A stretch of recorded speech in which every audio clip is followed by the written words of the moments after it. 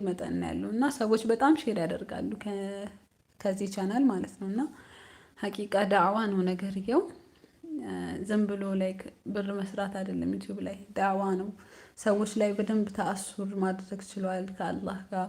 ብዙ ሰዎች ወደ ተውበትም ወደ የተሻለ ሀልም እየገቡ ያለበት ሁኔታ ነው ያለው። እንግዲህ በአላህ እገዛ ማለት ነው። አንዳንድ ኢንቦክስ የሚያወሩኝ ሰዎች ስላሉ ይህንን ነገር ደግሞ ሼር በማድረግ የምታግዙ ሰዎች ሀቂቃ ትንሽ ነገር አይደለም።